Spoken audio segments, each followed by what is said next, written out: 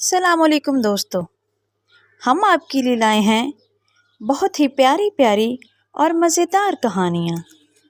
تو ہماری کہانیاں دیکھنے کے لیے ہمارے چینل کو سبسکرائب کریں اور ہماری ویڈیو کو لائک کریں۔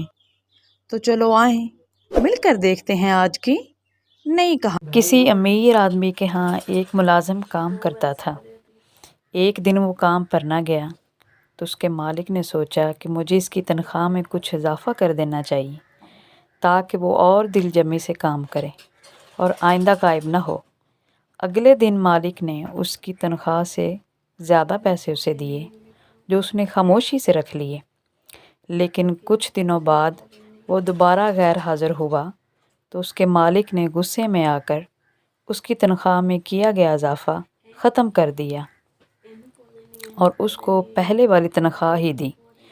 غلام نے اب بھی خاموشی اختیار کی تو مالک نے کہا، جب میں نے اضافہ کیا تو تم خاموش رہے، اور اب جب کمی کی تو پھر بھی خاموش ہو، کیوں؟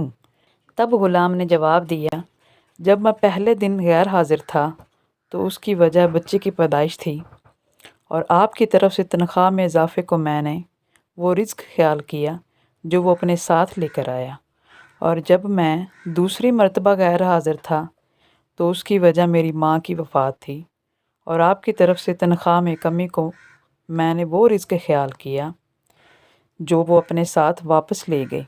پھر میں اس رزق کی خاطر کیوں پریشان ہوں جس کا ذمہ خود اللہ تعالیٰ نے اٹھایا ہوا ہے۔ سچ کہتے ہیں رزق دینے والی ذات صرف اللہ تعالیٰ ہی کی ہے۔